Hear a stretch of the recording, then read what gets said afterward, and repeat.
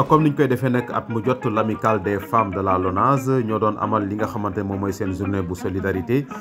doon ko amal nag ci fi nga xamante ne rek mooy pépinière et foyer des sœurs franciscaines missionnaires de Marie bu nekk foofu ci Médina bañ fa jógee aussi ñu daal dem foofu nga xamante mooy centre islamique Ahmed bu Sébikotane terminé ko fi nga xamante ne moom mooy orphelinat daaray Serigne Saliou Mbacké bu Kounoune kon nag ñu teewlu mbokk yi ci seeni kaddu ci li nga xamante ne rek jot nañ ko def ku ci mel ni présidente bii di Seynabou Cissé te jiite leen ak ay vice présidentam kon ñu teewlu leen ci. Je retrouve aussi une sœur, une collègue, on a fait l'école ensemble. Donc c'est très heureuse de la retrouver aujourd'hui. En tout cas, je ne vais pas monopoliser la parole. Je vais donner la parole à la présidente pour faire le point. Merci.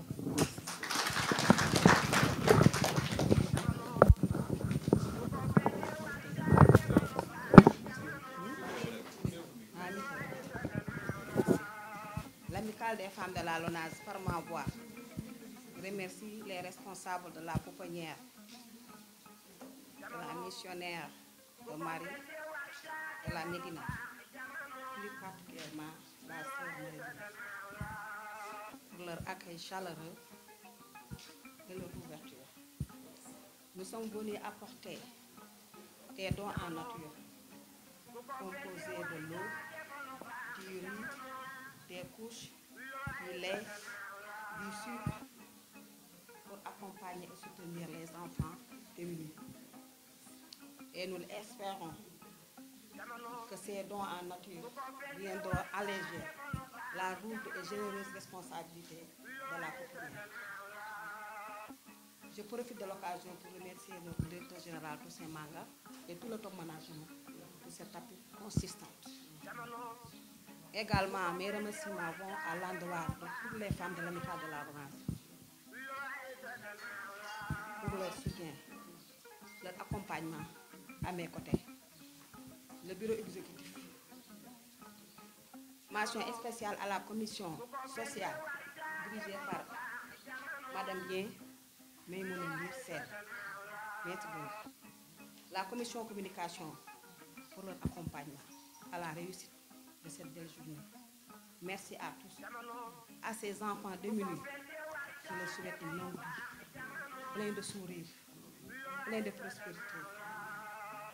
En tout cas, nous sommes très heureuses et très fiers de venir ici. Et cela contribue à améliorer l'image de l'entreprise qui est notre chère institution, la LONASE. Merci à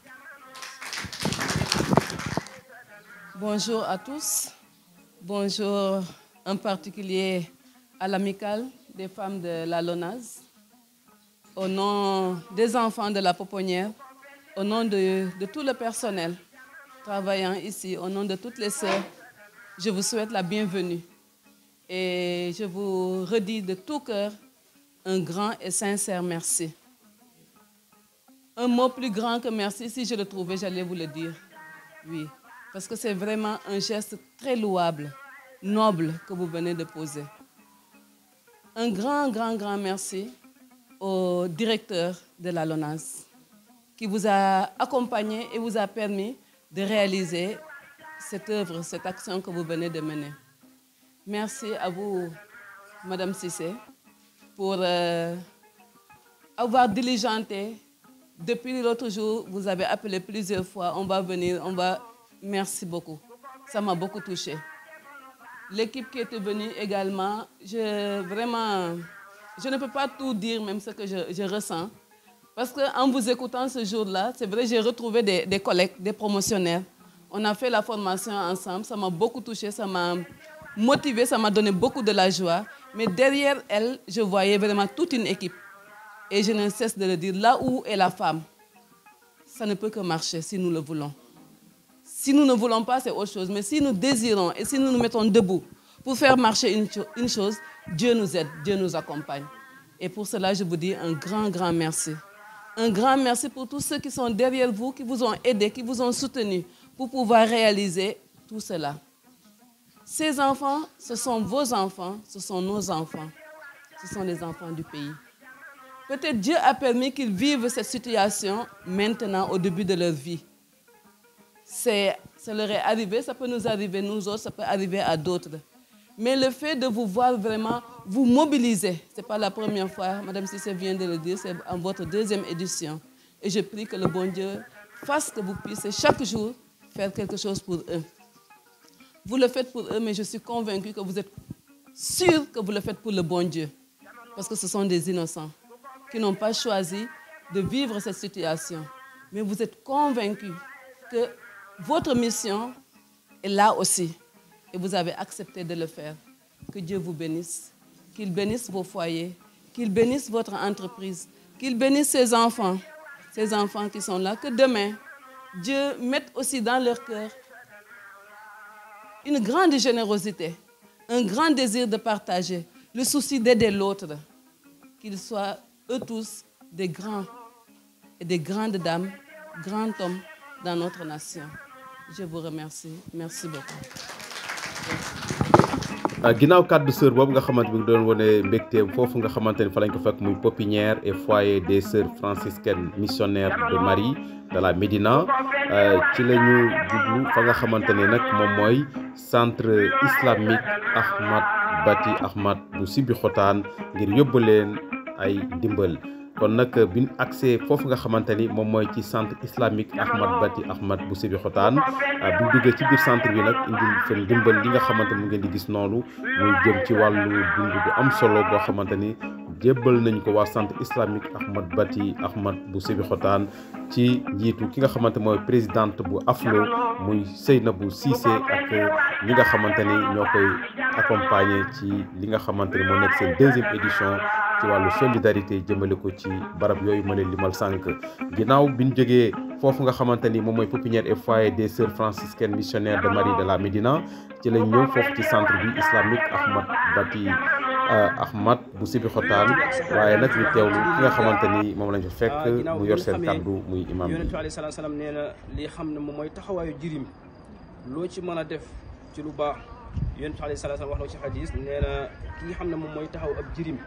kooku man ak moom nii dañuy tolloo ëllëg ci aljanna mu daal di yëg ci ñaari baaram yii nii kon ñooñ xamul nañu li nekkoon ci doon xale yi nag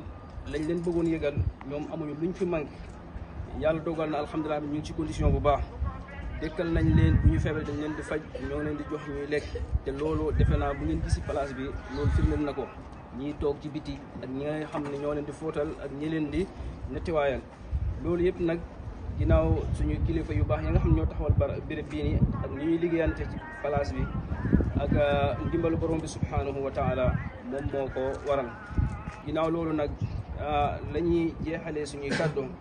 ñu ngi leen di sant di leen ñaanal borom subhanahu wa taala mu defal leen la nga xam mooy ak tamkiin wa sabar yàlla dëgëralal seeni mbootaay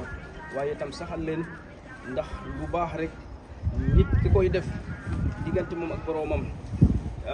loolu xëj na mën na am balaa nga fay jóge ci àdduna gii nii yàlla subhanahu wa taala foofu mu am lu mu la ci wan waaye nag xewal bi mu ngi alaxira te ñun ñëpp defe naa foofu moom mooy suñu mujj te di sakku fii nii ginnaaw yoon sallallahu alayhi wasallam bi mu waxee mu ne nit ki mboolem ay jëfam danay dag ba mu def si ñeenti yii nii bokk na ci mooy def lu baax moo xam nag nit ki dafa tabax gi dafa gas teen wala mu tabax jàkka wala lu mel nii loolu ay tiyaaba yaa nga xam ne borom subhanahu wa taala daf koy bind ñi ko def ba ëllëg ba ci alaxira daf leen di fekk tiyaaba boobu daf leen koy fay fekk kon ñun mënuñu leen a sant dañ leen di gërëm di leen ñaanal borom bi subhanahu wa taala ndax xam nañu gëti yoo am nañu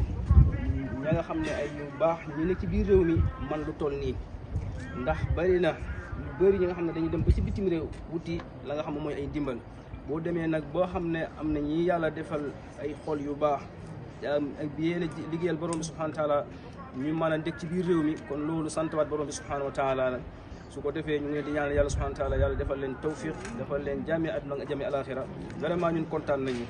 xëy na li may wax nii sax am na ñi ma ko gënoon yeeyoo te mooy kàddu may sànni yi ndax am nañu kilifa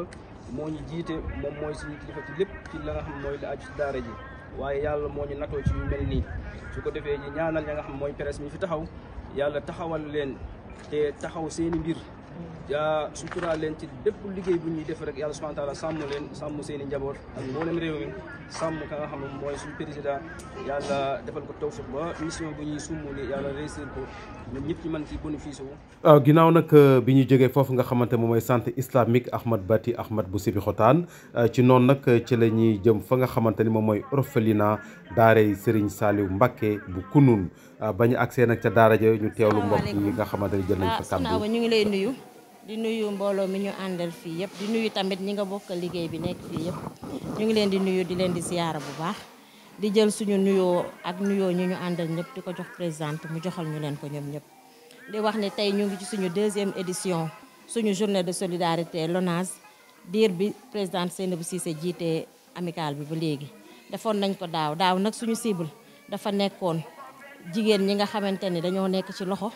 ak yenn daara yi ren nag ñu ciblé pouponnière bi bii mooy suñu 3e axe bu ñu ñëw dem nañ fi pouponnière u Médina jóge fa ñëw nañ fii ci pouponnière dem Sébikotane jóge fa ñëw fii ci pouponnière u Kunun bii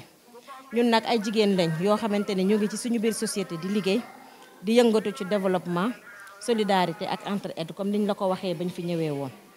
tey nag dañoo ñëwoon fii ànd ak suñu présidente ànd ak ay vice présidente am ma leen di nuyu au passage muy madame Zahra Gadio ak madame Ben Dioumnia di nuyu la présidente de la commission sociale mi nga xamante ni comme ni ma ko koy fayalee di tooñee di ko wax yaay ndeyu bis bi moom moo yore woon organisation bi boobu ba léegi mu ciy def liggéey bu mucc ayib xanaa ñu jox ko kàddu rek moom mu wax li nga xamante ni moo ñu fi tax a indi suñu paree ñu jox présidente bi moom mu wax.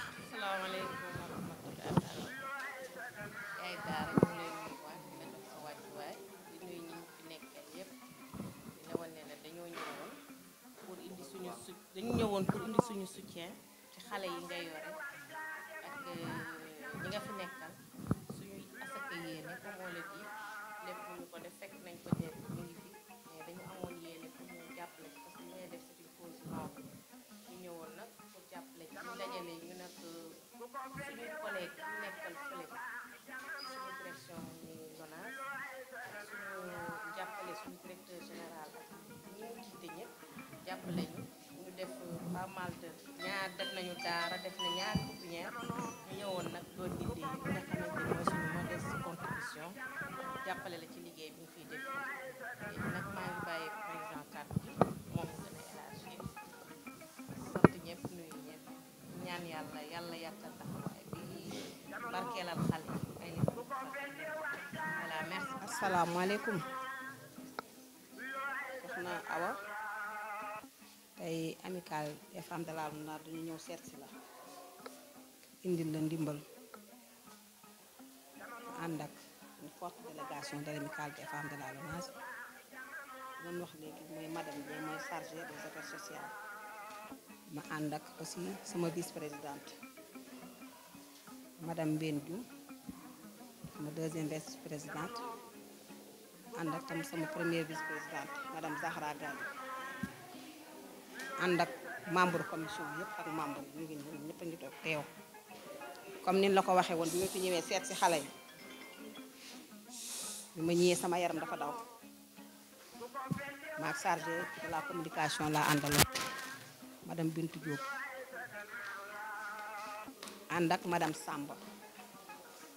nekk membre ci amicale bi parce que fu ñuy dem fu ne dañuy ñëw xool besoin yi bi ñëwee def naa ni waxtaan nañ ci besoin yi tey nag ñu ñëw indi suñu ndimbal indil nañu ceeb xale yi indil leen ndox indil leen suukar indil leen meew parce que dañu fi fekk ay xale yu ndaw yoo xamante ni ba tey ñu ngi nàmp indil leen produit détergent pour sa nettoiement fii ci orphelinat Kër Sëñ Saliou en tout cas duñ leen bàyyi parce que LONASE day def social suñu action yi continuité la ndax dafa bokk ci li nga xamante ni LONASE daf koy def ñu bëgg nag tey jii ak sa collaborateur yëpp ak xale yi ngeen ñaanal la DG Toussaint Manga ñaanal amicale des femmes de la LONASE bi nga xamante ni ñoom ñu fi ñëw tey jii fu ñu bëgg a yegg ñu yegg fa social nag soo koy defal xale dafa mel ni bor ndax xale ay moomin lañu amuñu soutien ñii gisuñu seen yaay comme ni ma ko waxoon ñii gisuñu seen papa ñii seeni parents dañoo dëddu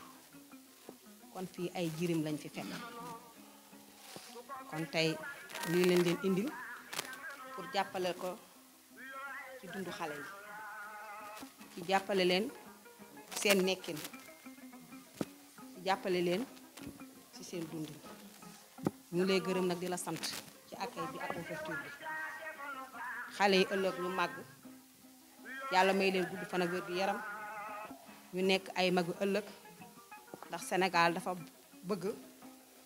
ay xale yoo xamante ne dès bas âge sol nañ ci ñoom xam-xam en tout cas au nom de l'amicale des femmes de la LONASE ñu ngi lay remercier di la sant di la ñaanal nag yàlla yombala la lépp ba dund bi nga bëgg ci xale yi yàlla defal la ko ci barke Seydina Mohamed merci. asalaamaaleykum wa rahmatullah di leen nuyu di leen ziar di leen ñaanal jàmm ju sax dàkk ju ànd ak wér tànk yi ngeen fi ñëwee mu nekk ay tànk yiw ah tey aw am mbégte loolu nag ci li ngeen ñu ñëwee fii ziar ko ndax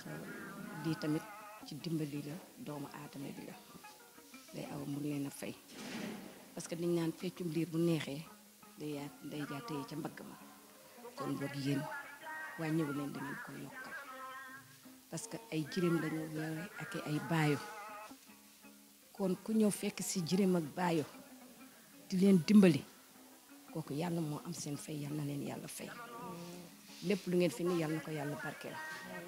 xale yi ngeen fi fekk si tamit yal na leen yàlla defal jàmm yàlla doon leen sutura moom mi toog ah du sens mérite la ci moom parce que dafa sonn kenn fekk ko ci mu tuddee daara ji sëñ Saaliw ku ñëw mu indi laajul kenn dara demandewul kenn dara mais yàlla moo ciy jàpp ndax bàyyi ko yore yor jirim yàlla moo lay jàppale te moom miy toog wax dëgg yàlla njaboot gi yëpp njabootam la daa mel ni moom leen moo leen jur sukk jur leen du dem fenn du dem du dikk ndax xale yi su guddee du nelaw ndax xale yi kon boog jaraaboot ñii tamit yal na leen yàlla fay bu déwénee yàlla na ëpp li ngeen fi indiwaat tànk yi ngeen fi ñëwee yàlla na nekk tànk yiw ngeen di ñibbi yàlla na nekk tamit tànk mbégte yàlla bu ngeen am ndog macha allah yal na leen yàlla defal jàmm yàlla doon leen sutura ci barke yonente bu tedd salaatu alayhi wa salaam ndax xale nag ku koy lebal xale moo jaral lebal ndax su màggee mooy fay te lii ngeen def tamit da ngeen a lebale ñoom bu ñu màggee danañu fay parce que jurim ku ko yore ku nekk yore baayo xam nga ne moos dimbali ko ci lu muy lekk ak la muy naan ak la muy def kooku yàlla rek moo leen mën a fay kon yal na LONASE yéen jigéenu LONASE ah yal na leen yàlla defal jàmm yal na leen yàlla dolli sutura li ngeen di liggéey yal na barkeer ci barke yonent bi tedd salaatu alayhi wa salaam duñ dee ñaanal seen directeur yal na ko yàlla Toussaint Manga ah yal na ko yàlla defal jàmm parce que lii lépp nag moom la lii lépp moom la parce que jigéen amul doole kon bu la seen patron dimbali leen rek yéen a sant ah di sant tamit Seynabou Cissé présidente ñu ngi lay sant ñu ngi lay gërëm ah di la ziar parce que tamit li jigéen rek a ko mën góor nag macha allah moo leen di jàppale mais yéen jigéen ñi yéen da ngeen a mën ndax jigéen mooy yaay mooy boot moo xam métit moo xam fiy doom di dundee doom bu juddoo ba muy jàng raam ba muy dox foofu rek la métit bi nekk jàppal mu ngay daanu mu ngay yaa ngi moytu xal yaa ngi moytu lu ne kon jigéen macha allah yéen góor ñi kenn desu leen ginnaaw de mais yéen ñun ñooy yaay ñun ñooy yaay kon boog yaay nañu gën a góorgóorlu ci xale yi nañu gën a góorgóorlu ci bébé yi macha allah maa ngi leen di waat jërëjëf. asalaamaaleykum mbooloo mi ñu ngi leen di nuyu di leen di sant di nuyu amicale LONASE bépp jigéen bu fa nekk ak képp ku fa nekk di jiital nuyoo bi suñu présidente amicale LONASE di si teg présidente am yi adjointe yi di nuyu aussi njiit di ku si mel ni Toussaint Manga nga xam ne liggéey bi yëpp moom tamit jàpp na si mais ñuy sant rek ku mel ni présidente bi ndax bañ ko wanee orphelinat bi ba tey delluwul ginnaaw chaque jour dinañu woo di ñu nemmeeku keroog mu ànd fi ak ay naataangoom ay femmes ñu ñëw visiter fi